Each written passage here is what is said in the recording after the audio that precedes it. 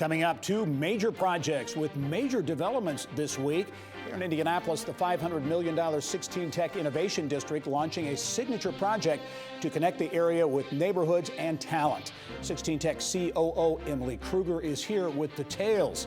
Plus, a long-awaited anchor for the $440 million Electric Works project in Fort Wayne. Our Mary Rachel Redmond is there with details. Also, tech company Relay Software creating an app to connect you with first responders and also see crime trends in your area.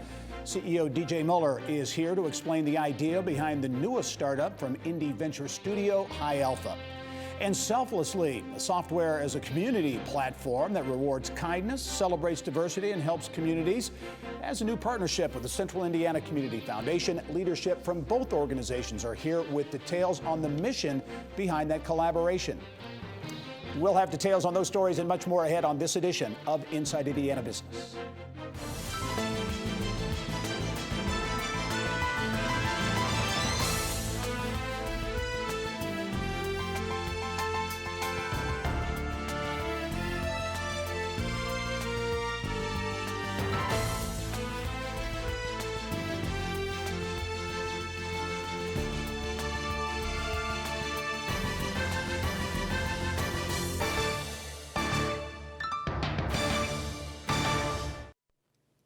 Hello and welcome to Inside Indiana Business. I'm Gary Dick. Two massive talent attraction projects, one in Indianapolis, the other in Fort Wayne, that have been talked about for years.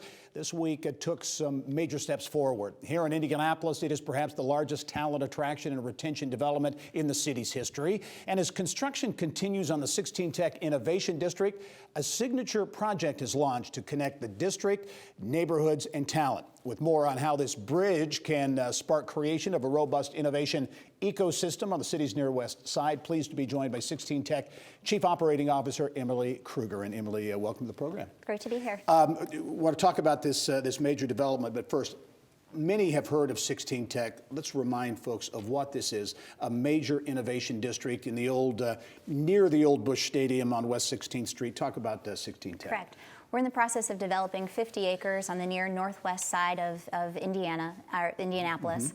And it's a mixed-use development project, and it's intended to attract innovators and entrepreneurs in the life sciences, advanced manufacturing, and technology industries, and to create a place that facilitates collaboration through public spaces and through some of the connectivity with the city that we're here to talk about today. And as I mentioned, in a big way, this is a talent play, you know, and a tractor to bring really innovative industries, businesses, and others, and the talent that comes with it to Indianapolis. Correct. Yeah. We're excited. The first building, which is under construction, is fully leased and will house the Indiana Biosciences Research Institute, the CICP initiatives, and also the IU School of Medicine. We have a second project that's under construction right now, and we are pre-leasing also the second new office building at 16 Tech. And additional news this week, in particular, you're talking about a bridge, physically a bridge that will link the 16 Tech Innovation District essentially with IUPUI and the researchers and innovation and all in that area. Talk about what this bridge will mean. Sure. The bridge is really much more than a physical structure for 16 Tech. It does provide the connectivity to the anchor institutions and assets to our south that you mentioned, and also the historic Riverside neighborhood, which is to our north. But it really symbolizes the connectivity, too, between people and ideas that's at the heart of the mission of the 16 Tech Innovation District. And this, I know as we were talking off camera, you're really putting a lot of effort in this, bringing in some national folks even, right, as you look at the design of this, the look, the feel, all those types of things. That's right. We're soliciting qualifications from teams across the country and the globe to partner with our local community and to help us think really thoughtfully, not just about the bridge, but other entrances to the district as well as wayfinding.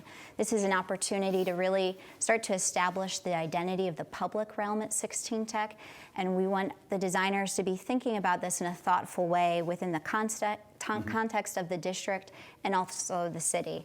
We've put together a selection committee that includes some local representatives as well as individuals who can bring a national perspective as we review the qualifications of these teams. 16 Tech has been talked about for a long time, and for a long time it was a lot of talk and you didn't see much happening. That's obviously changed. In addition to the bridge, the two buildings you talked about, there's also the hub, the old Indianapolis Water Company building. Correct. That is now being transformed into something very different. Yes, in January we started demolition of that building, and it's an adaptive reuse project. It will ultimately create a maker space, flexible office space, and also an artisan market with food, beverage, and amenity options for the tenants in the district. It's the second building project that we have under construction, and it will be complete before the end of the year. You mentioned that food marketplace, and again, back to this whole talent attraction piece, the offerings there from food and other things, it's an important piece of the overall development. Very much so.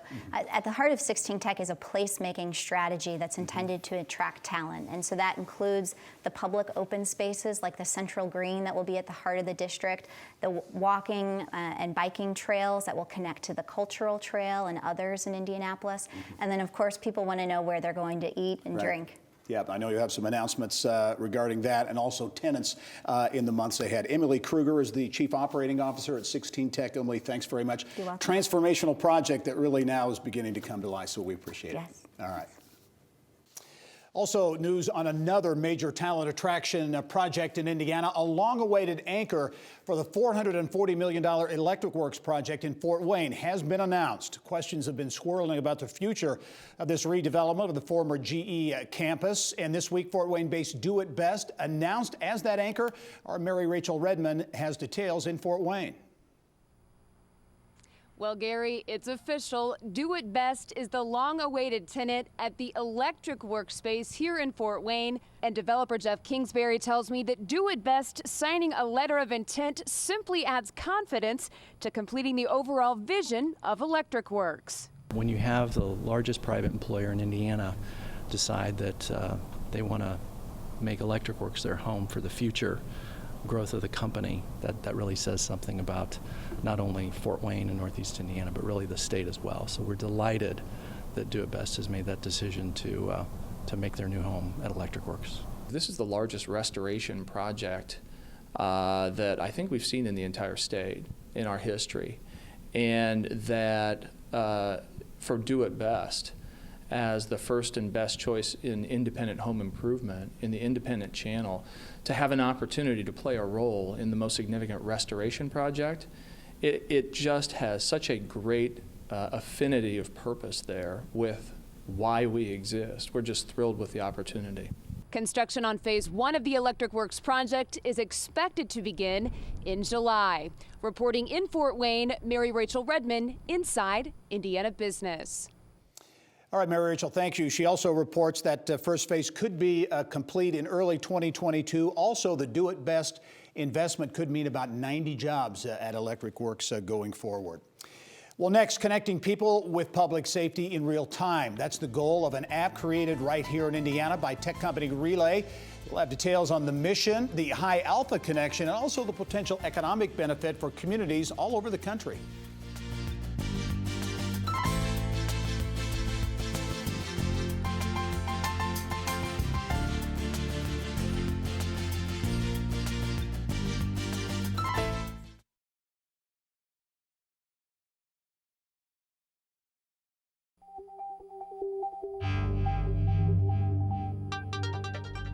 It's time now to go inside innovation, brought to you by Allegion, pioneering safety. Well, the latest company to launch from venture studio High Alpha is Indianapolis-based Relay Software, Inc. The computer software company created an app that transformed the way citizens can engage with public safety agencies. CEO DJ Muller is here now to explain how the platform helps to bridge that gap between officers and citizens. DJ, welcome to the program as always. Thank you for having me. The way this came about, this Relay app, I think is really interesting and instructive in terms of what's happening in the tech ecosystem in Indiana. But this is an idea that was really spawned in the Fishers public safety area? Absolutely. So it's the town of Fishers partnered up with the citizens and the chief of police in Fishers there, and they really wanted a way to help to solve crimes, but also to help the citizens really engage directly with law enforcement, to just serve the public better. And that idea took on a form with what they called Crime Watch, and it worked great. And they had thousands of people sending things in, and then that idea got brought over to High Alpha just to see if they could make this into a national platform, and so that's exactly what happened. And you're on the way to doing that right now. So talk about this Relay app, and it's really connecting people. I think the important point here too, these are non-emergency calls, right? Explain how it works. Yeah, that is correct. So what Relay does, it's a free app to download. Anybody can use it to report things directly to law enforcement. So for example, if you're out walking your dog and you see a suspicious vehicle or something, you could even discreetly take a picture and it immediately finds the nearby local law enforcement. And they're able to see it right on their phone or even their in-car computer system. And then close the loop too. They can tell you, hey, I checked out that car. That was actually the car we were looking for. We made an arrest, and kind of close that loop. And this takes activity away from 911 that tends to get tied up sometimes with these non-emergency calls. Yeah, so we all know that 911 systems are really understaffed, and they've got a lot going on, and their focus needs to be on emergency. But unfortunately, more than half of the issues that come into the emergency centers are actually non-emergencies. So really our vision is to be able to help all public safety personnel by being able to alleviate some of that pressure on the dispatch centers. Yeah, really using technology in the process. And I know you're quickly gaining traction, over 5,000 users already. Talk about where you are with the app. Yeah, so it actually works anywhere in the United States today, but we're really focused here in central Indiana. So Hamilton County, Fishers, Avon, Fortville has just come online as well. So it's just a great app to be able to get things resolved quicker. We've had arrests made off of it. Porch pirates have been caught.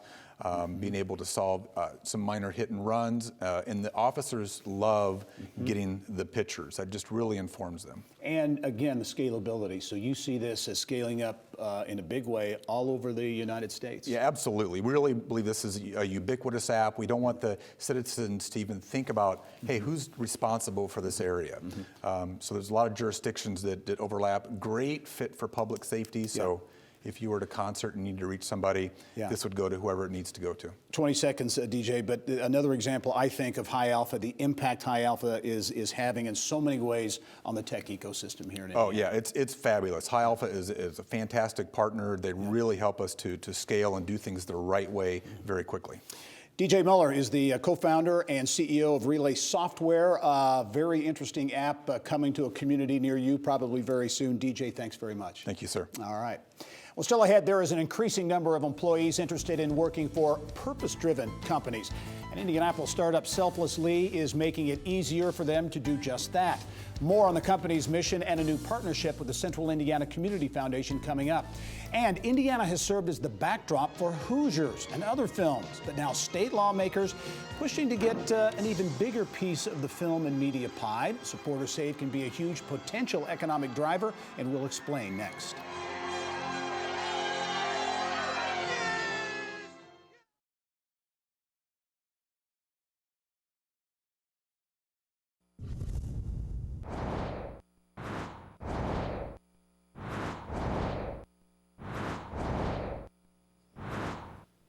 Here's what's making news now around Indiana.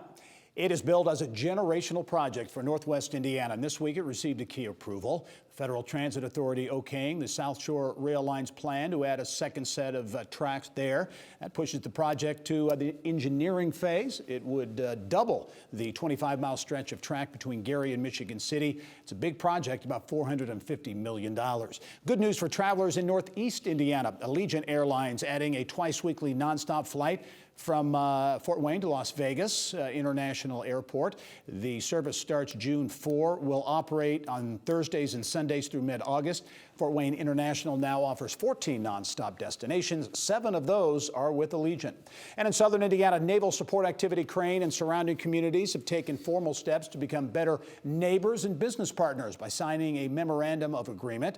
Representatives from Crane, 5 adjoining counties, the city of Sullivan, and town of Crane all signed that agreement.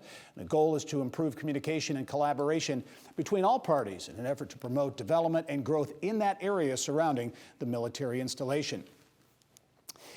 Well, we have reached the midway point of the 2020 Indiana General Assembly. Indiana Chamber of Commerce President Kevin Brinegar is here now with more on what has been discussed and what still needs to be addressed. And Kevin, as always, welcome. Gary, good to see you. Short session, midpoint, even though it's a short session, a lot of activity, right? Yes, indeed. There were 913 bills introduced originally in January. 114 passed the House, 175 the Senate, so there's a number of things still alive. The chamber found itself playing way more defense than we expected at the beginning of this session with some anti-jobs, anti-economy bills. In the last couple of weeks, we've been successful in knocking most of those back, and a number of positive things moving forward as well. Let's talk about a couple of hot button bills. One, electric generation facilities. House Bill 1414 deals with utilities phasing out coal-fired generating plants, right? Yeah, it does. This has been a rather controversial bill. It's gone through several iterations already. Our organization, along with many others, had a lot of concerns about the bill and the potential impact on utility prices, the impact on utilities to do their own planning and determining what their fuel mix should be in the future. It has been mitigated quite a bit. It barely passed the House. It's now over in the Senate, and further discussions are going on. No, big issue going forward in this session will be health care. And among the items under that heading of health care, surprise billing. A lot of people looking at that. Yes, indeed. And there are at least 2, maybe 3 bills still live on that would attempt to eliminate or minimize surprise billing to employee patients.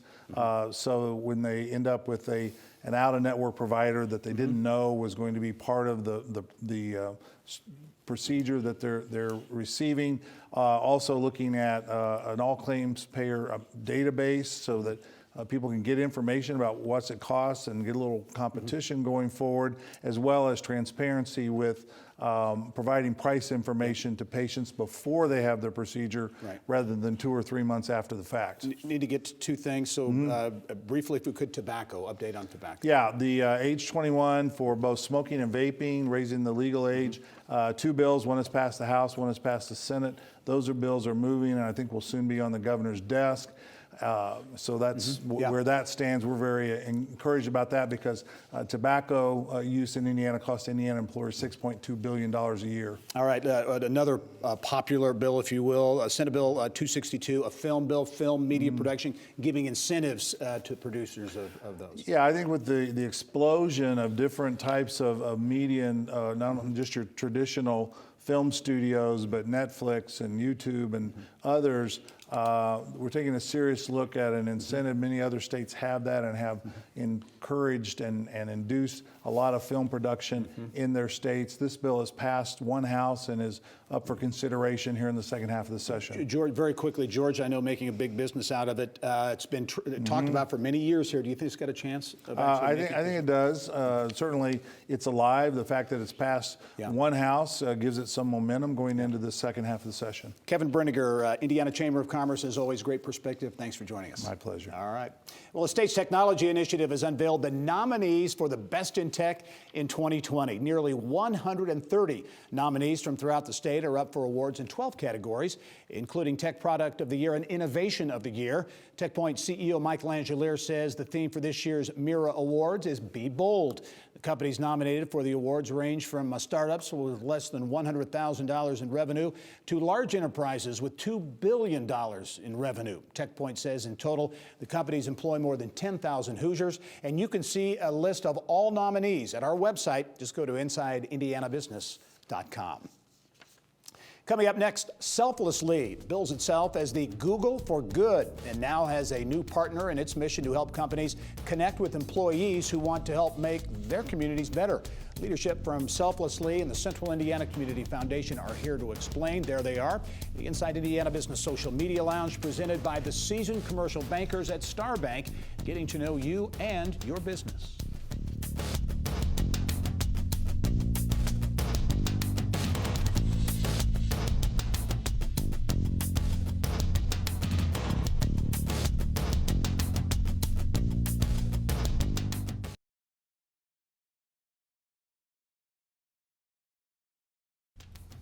Well, Indianapolis-based startup Selflessly is on a mission to reshape corporate culture through technology, helping companies to give back to their communities. They recently formed a partnership with the Central Indiana Community Foundation.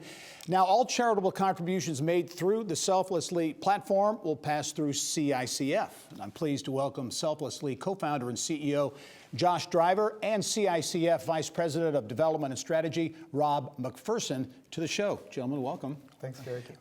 Interesting story, I think, or partnership that you've established. First of all, Josh, with Selflessly, give us the thumbnail, because I know you've just been described as the Google for good, right? I like that. Yeah, talk about the model at Selflessly. Yeah, we wanted to create a platform that anything corporate philanthropy, turnkey solution for companies of all sizes to be able to do any type of philanthropic work within the community. And part, I'm assuming here, part of the barrier sometimes for those contributions may be the difficulty in actually doing it. How will this partnership really make it easier for corporations, for companies, for individuals to give to philanthropy? Yeah, so we have all the data internally where employees and companies alike can make donation decisions and actually donate through the system. And then we can also automate a match as well, so we can get more resources deployed through the system than the manual process of doing it one-off. Right. So, Rob, as we were talking off camera, it's kind of that perfect marriage of technology and philanthropy, right? Yeah, and as the local philanthropic partner expert with Josh's technology platform, we're able to provide deeper information into what are the food insecurity issues, what are the after-school child care or youth development program issues if some of the corporations or employees need that. You talk about that, because corporate social responsibility obviously is such a huge issue out there, and how you're connecting with people, or people are really connecting with you saying, hey, how can we get involved? Yeah, one of the things that CICF is best known for in the community is helping individuals or corporations just execute on their charitable giving the way they want to execute on it. We've had more requests for corporations, small businesses, family-owned companies for help with organizing that, what's now called a CSR, corporate social responsibility platform. How does it match the company's interests? How does it engage the employees if the employees want to engage? Because it's much more than giving, as Josh's platform is all about. It's about employee work days and company dollar-for-dollar matches for their employees' charitable giving, even C-suite consulting, so the owner is modeling the behavior that he wants the company and their clients to see and witness. And so it would seem that this partnership will really kind of make that whole process easier, and maybe increase the amount of money we're going to see going to charities. I think so. I mean, we see it all the time that if we make it easy, and Josh is all about making things easier, as his other two companies have been in Indianapolis. Just making it easy makes it easier to do, which makes you do more, and the community benefits from that. I know, Josh, you're really focused on making the community better, communities better, but this corporate social responsibility is a real impact on the bottom line of companies in terms of the engagement of employees, right? Yeah, this is no longer a nice to have. Every company should be doing it. Very good. Well, it's a partnership that has just begun, Selflessly, and the Central Indiana Community Foundation. Interesting deal. We look forward to following the progress going forward. Thanks, gentlemen. Thank you. All right. Up next, I go one-on-one with Wish TV owner DeJuan McCoy, back home in Indiana. I want to be seen as a local TV station. I don't want to be seen as a national TV station. Why he says he's on a mission to dominate local news and sports coverage. Also, his vision for Circle City Broadcasting and his glory days at Ben Davis High School and Butler University.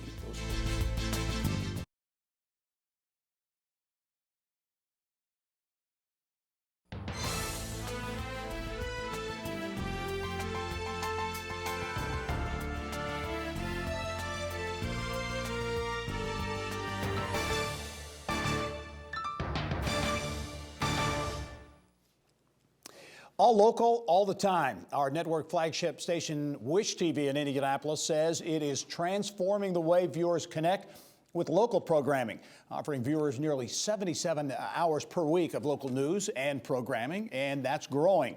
Owner Circle City Broadcasting recently signed a multi-year partnership with the Indianapolis Indians, making a sister station My Indy TV 23 the local broadcast home of the Indians.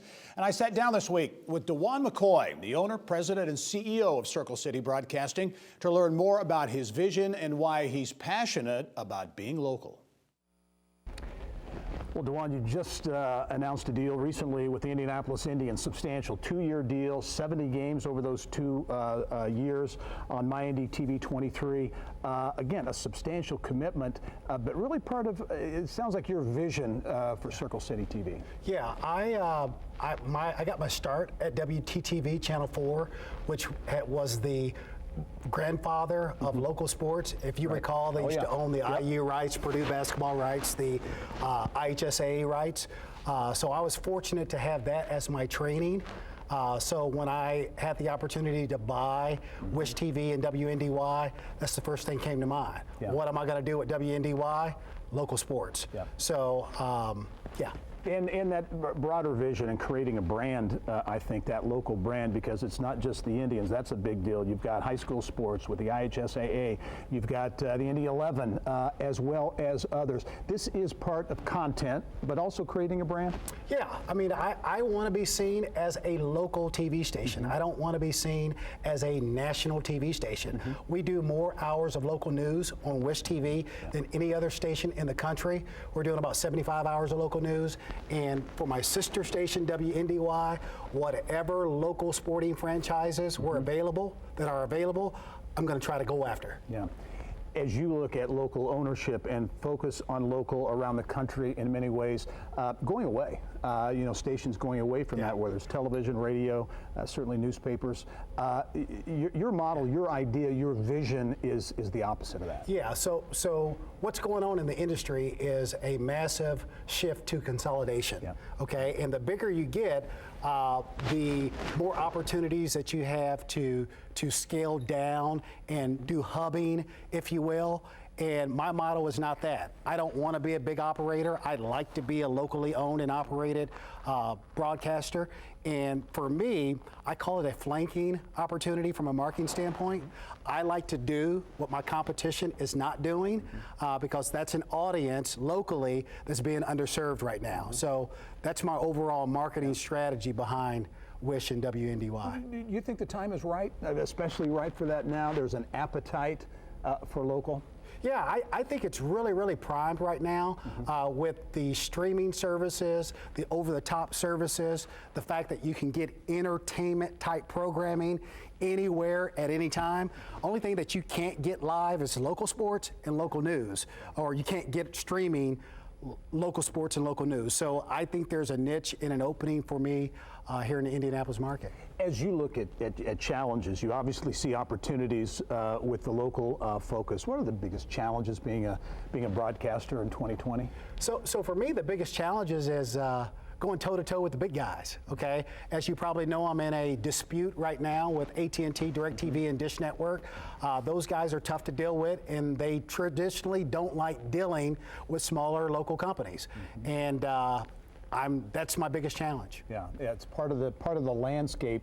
Right. Those types of disputes as well. That's right. Let's talk a little bit about DeJuan McCoy. Okay. You're a hometown guy, grew up in Indianapolis, Ben Davis High School, Butler University track captain, I believe, the track team. Talk about your upbringing in those early years, those formative years, and how it's led to where you are today and your success in business. So for me, I grew up on the west side of town, and I grew up running track as a kid. I started running track when I was 5 years old, and I was very, very good from age 5 years old to 6th grade. Then long jumping, I blew out my knee, and I lost some speed, and ran track at Ben Davis High School, but I got faster after I graduated from high school and started Butler University. So participating in sports obviously helped shape me from a competition standpoint. Business is about competition, so that is kind of what drives me. So that, from a youth standpoint, participated in athletics. I was also a debater, participated on the Ben Davis debate team, did well in the state tournament. Those formative extracurricular activities kind of helped develop me into what I do today. Did you have an aha moment when you decided, or you thought, hey, I want to be a TV station owner, not just be in the business, but really own stations? Yeah, that aha moment was when I worked at Channel 4, I was an account executive, and a new owner purchased us. His name is Barry Baker. He was 38 years old, and he came to a sales meeting and said, hey, I'd like to hire salespeople or athletes that want to make a lot of jack. And when I heard an owner say that, I said to myself, wait a minute. He sounds like me. I want to be like that guy. And he was a young guy. So from that point on, I was 22 years old when that happened. So I was very indelible at the time. From that point on, I start putting my mind and wills in motion to potentially own TV stations one day. And in 2007, I bought my first group. All right, and you're back home now in Indiana and Indianapolis. Dwan McCoy, thanks very much. Appreciate the time. Thank you very much. Okay. Also, just this week, McCoy and Circle City Broadcasting announced the launch of All Access Indy. It's a sports franchise highlighting the Hoosier perspective on big sporting events. News 8 sports director Anthony Calhoun to anchor the program that will have expanded coverage of the men's NCAA basketball tournament, NFL draft, Indy 500, Colts, Pacers, college, high school sports, and a lot more. Well, the excitement of a big game or big event at Lucas Oil Stadium means lights, noise, and crowds. But that environment can be a huge challenge for some families if their loved ones really have sensory needs. Business of Health reporter Kylie Valletta tells us now how a new certification is a game changer there. That's right, Gary. Thank you. Lucas Oil Stadium is now a certified sensory-inclusive venue. It's the third place in the state to earn the distinction from Culture City, a national nonprofit that focuses on the sensory needs community. As part of the new certification, special sensory bags are now available at the stadium. Lucas Oil Stadium Director Eric Newberger joins me now to tell us more about the effort. Thanks for coming to the show today. Thank you for having me. So I think the first thing we think of when we hear sensory needs is perhaps autism, but it's not just autism. Tell us about some of the other conditions that may have sensory needs. Well, we've learned through this process that folks who suffer from PTSD, someone with dementia, stroke, other conditions may have sensory sensitivities that something like this can help with. So we mentioned the sensory bags is a new key feature as part of the certification. Tell us about the bags. What's in them and how do they help? So the sensory bags are aimed for folks who might want to stay in their seat but need something to distract or to play with while they're enjoying the event, or it could be used to take to our quiet room to enjoy peacefully. There's headphones that are noise canceling, there's fidget toys, and there's a weighted lap pad that you could actually draw and write on. Right, so you mentioned the bag can really help people stay in their seats and keep enjoying the show if they want, whereas before, really, the quiet room was the only option where they had to leave and couldn't watch the show, right, or not as easily, at least, as being in their seats. Oh, another really neat feature of this certification is the staff training that happened at Lucas Oil. Tell us about that. Over 800 staff members trained. That's right. I'm most proud of that. We had 832 of our game day staff, including our administrators, take the course, where we got a chance to learn how to identify folks who may be experiencing this, and also how to best interact so that people can continue to enjoy the show or sporting event. And interesting, everyone from food and beverage to, like you said, administrative staff. That's right, yeah. Our security folks, ushers, ticket takers, center plate, our caterers. It's great, full coverage.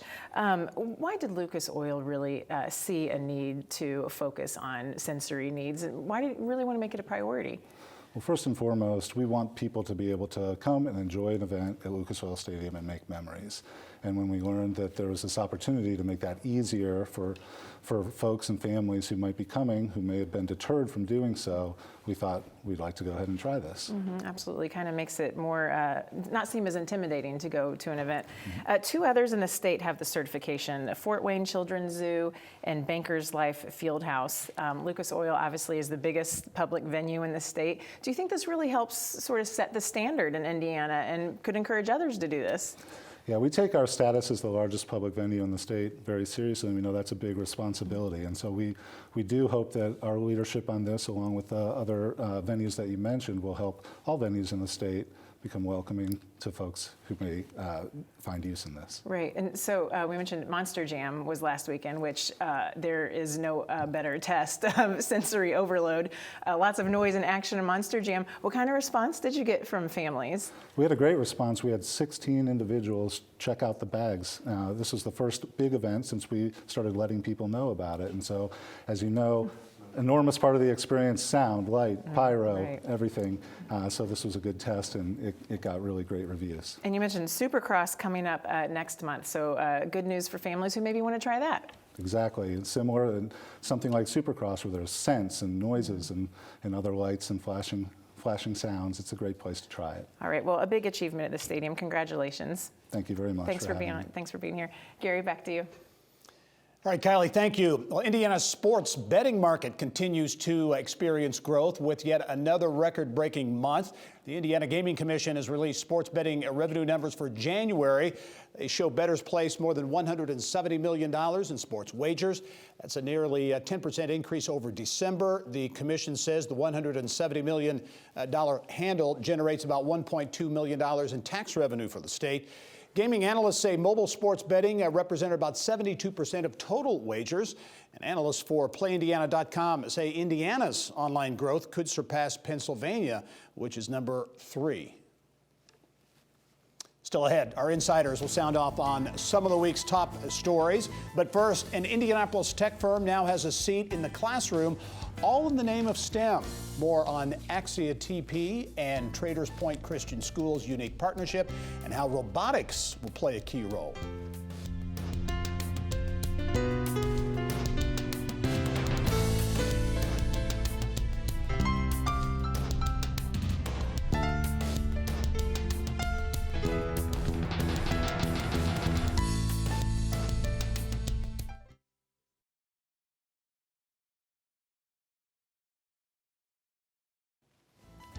Well, students at Traders Point Christian Schools are taking a new robotics course thanks to Axia Technology Partners.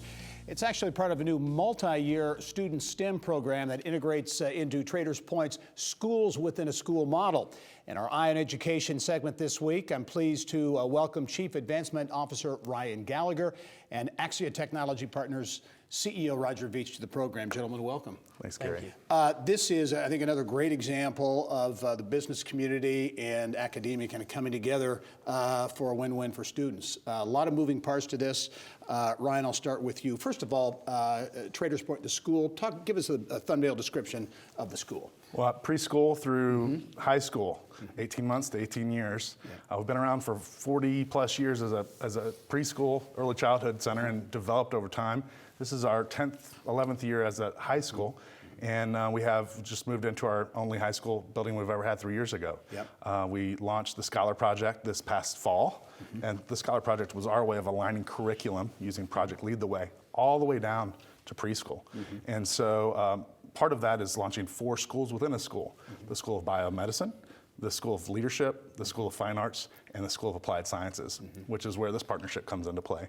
The School of Applied Sciences is our way of providing our students with project-based learning, real life examples of things that they can do in the workforce to prepare themselves for the next step. Yep. Roger, from Axia Technology Partners standpoint, talk about how this partnership really came together. Yeah, it really came together at the Indy 500 last year. We invited Ryan and a couple of his colleagues out for the race, and we got talking about what they were doing with the school. And I should mention your son is Zach Veach, right? The driver. So a great connection there, right? Yeah, so it was a great connection. So Ryan was telling us what he was doing, and I was really interested in it because, you know, my entire career I've focused on helping kids and, you know, helping people achieve the dreams that they want, you know, through their career. And I thought this was a good way for us to get involved and help kids, you know, be able to go down a technology path and not have to leave Indianapolis.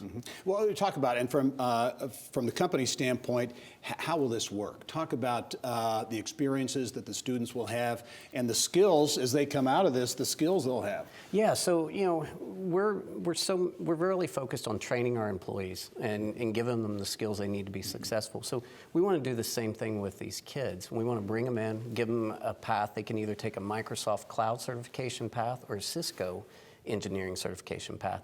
And, you know, that year that they're with us, they will get certified in that path and they'll have job-ready skills from that. They could go to work immediately. Yeah.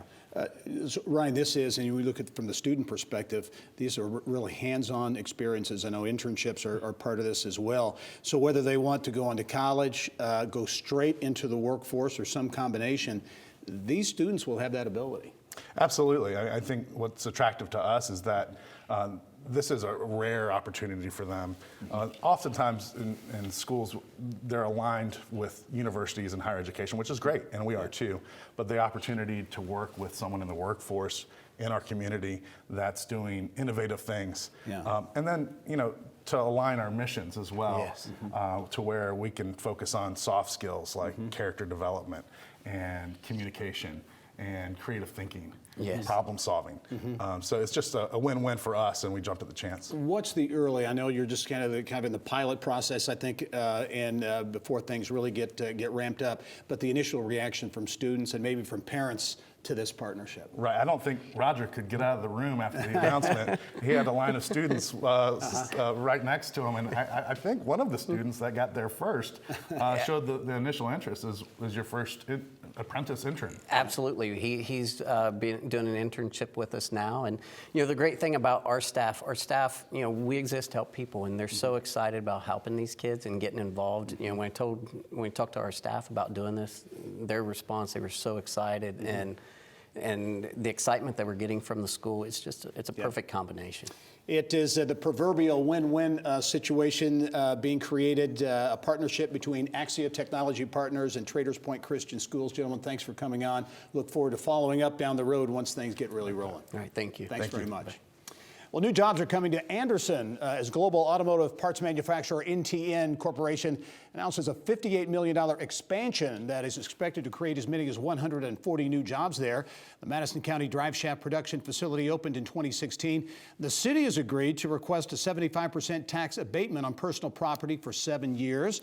The Anderson City Council still needs to approve that incentives package, a resolution expected to be introduced at a council meeting in the week ahead. NTN Drive Shaft also has a large manufacturing operation in Columbus. Coming up, our insiders are getting warmed up to really sound off on major developments for two of the state's largest talent attraction projects. Also, new nonstop air service coming to Fort Wayne and a lot more. There they are in the Inside Indiana Business Social Media Lounge presented by the seasoned commercial bankers at Star Bank, getting to know you and your business.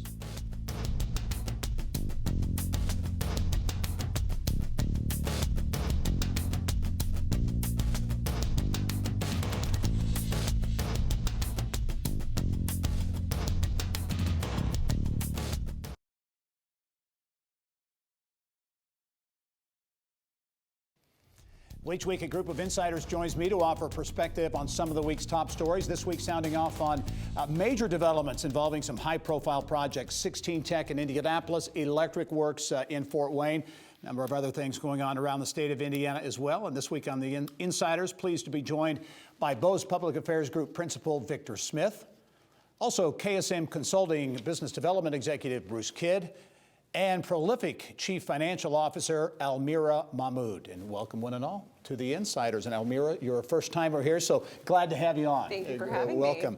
As I mentioned off the top, two big stories, two big talent attraction developments in the state of Indiana. One in Indianapolis, 16 Tech, Electric Works in Fort Wayne. The other, they've been talked about for a long time. Lots of people wondering about will they happen. Bruce, I'll start with you. I think everybody can probably weigh in on this. Sure. But we've got 16 Tech with construction going up. They're beginning to build a new bridge to connect to IUPUI. Electric Works gets an anchor. Big week.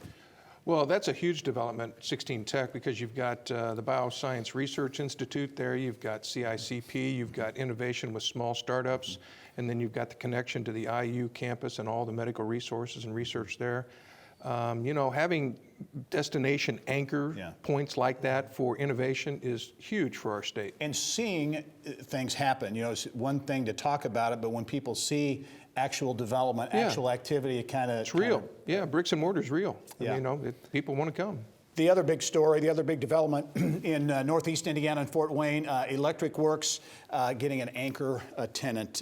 Do It Best, one of the state's largest private employers, committing to that project. So for that community, that region, that's another big talent attraction project. Absolutely. So Fort Wayne used to be a city that was more of a pass-through city back in the day, right? And now with the presence it's gotten, and it's grown so much over the years, and for something like Do It Best to come to Fort Wayne and establish a headquarters there. Now think about what that's going to do for the construction market in Indianapolis and the ease of going to market for all the new residential and commercial construction. Yeah, good point on that. The continued momentum for Fort Wayne too. I think the community has been vested in this. A lot of different people on both sides of the aisle have been invested in this, and it's really good to see somebody like Do It Best, as you said, the largest private employer in the state, to make a big investment in their hometown. You are a former Indiana Secretary of Commerce, so you lived this and did this for a number of years, but this whole aspect of talent attraction and how important that is, and how these projects, people look at them, well, it's a life sciences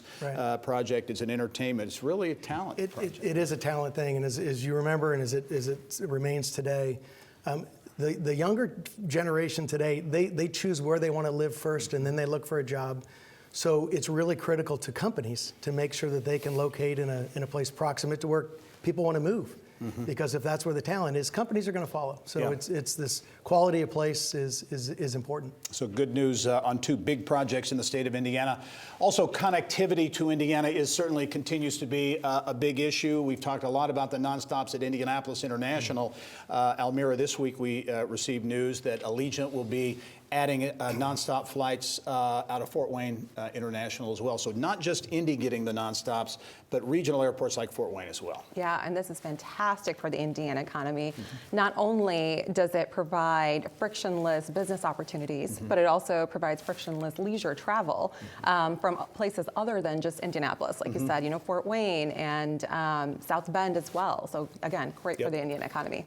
I think this is the governor also delivering on the next level connections, as he talked about. And there was money earmarked in the last biennium, as you remember, to do just stuff like this. So it's important to the local economies. And not just Indianapolis, it's getting these. It's some of the other cities throughout the state, which is important. The Allegiant nonstops from Fort Wayne to Las Vegas announced this week, and now 14, I think, nonstops out of Fort Wayne. Another connected to the governor too, Victor, but Bruce, as we look at Crane Naval Surface Warfare Center in southern Indiana, which is such a huge impact on the economy, a lot of technology and innovation down there, but there hasn't really been a lot of collaboration, a lot of working together. Memorandum of understanding signed this week or this past week with the communities, with Crane and others to get along. Yeah, it brings that whole group together for one purpose, which is to build that part of the state's economy, but also help the entire state, because there's incredible technology at Crane. It's just the amount of research they do and the amount of products that come out of there for federal government use, but also private sector use, is pretty astonishing. Victor, what do you see as a possibility? Because I know the governor has really looked at that in the defense and and the governor, and I forget if it was tripling or quadrupling, but his goal for really ratcheting up the amount of defense contracts that Indiana companies participate in. And I'll tell you what, the other thing too is that what this is also doing, this development in NSA Crane, it's providing assistance to those Hoosier companies that want to get involved there. It's such a quagmire. It's so difficult sometimes to navigate through the federal procurement. So having people that are there to almost as ombudsmen that can help do that, I think the governor's smart in doing that, because that really enables that. When a lot of people otherwise would be paralyzed, how do I even go about doing this? So it's a good development. Yeah. Absolutely. Another development in the past week regarding jobs deals with a transportation change at Indianapolis Public Schools. The current provider, an Illinois-based company, Durham School Services, losing that contract. They'll probably lay off 500 or 600 people as a result of that. A new company, Cincinnati-based company, will be coming in to replace them.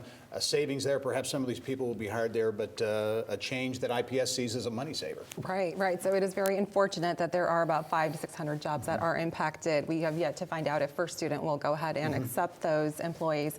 On the flip side, it is a great opportunity for IPS. $7 million of savings is pretty substantial, and that can be reinvested back into IPS schools for great purposes. Yeah. As we look to at technology and innovation in the state, Indianapolis becoming really tech hubs in the Midwest here, and the annual Academy Awards, if you will, for technology, the MIRA Awards, will be coming up in this spring. This week, the nominees were announced. 130 nominees from all over the state of Indiana will be at this event. Almira, as you look at this event, I mean, it's always great to be recognized, but this has really become really a magnet for innovators and entrepreneurs from all over the state. Absolutely, absolutely. I mean, Indianapolis over the last 20 years has really changed its identity. You know, it has become a city where startups are not just beginning, but they're succeeding and they're drawing attention from the nation. And Indianapolis is really becoming almost a rival to the Silicon Valley type cities out there as well. So for the, you know, this is fantastic for Indianapolis. Also want to touch on, before we only have about a minute, and Victor, I'll start with you, but HC Tavern, Hughes Culinary, HC Tavern and Kitchen will be the next to open in the Fishers, the Yard District there. Yeah. Big development that continues to grow. Huge development. As I mentioned before, I actually had lunch with Mayor Fadness this week, and he's focused. He's laser focused on that. On this as a talent attraction for the city of Fishers, right? Yeah. So part of his hook is developing these culinary experiences that are going to attract people, right? So that's part of his strategy, and I'll tell you what, it's working. It's pretty compelling. Almira, we've only got 30, but to kind of add on to that, how important are those, the restaurants, the entertainment venues to that process, that whole talent attraction? Yeah, no, great question. Fishers is constantly recognized nationally for being the great place to live, great schools, having a lot of disposable income, and places like that are great for these test concepts. So it's going to be really great to see what happens to Fishers. Very good. Almira Mahmood, Victor Smith, Bruce Kidd, thank you all for joining us on The Insiders. We'll have you back again. Thank you so much for having us. We'll be right back after this.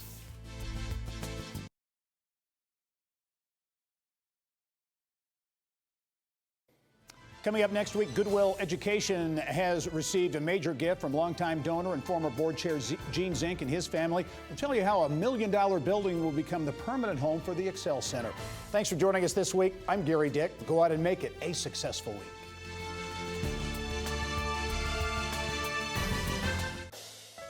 Inside Indiana Business with Gary Dick is a production of Grow Indiana Media Ventures with support from WFYI Productions.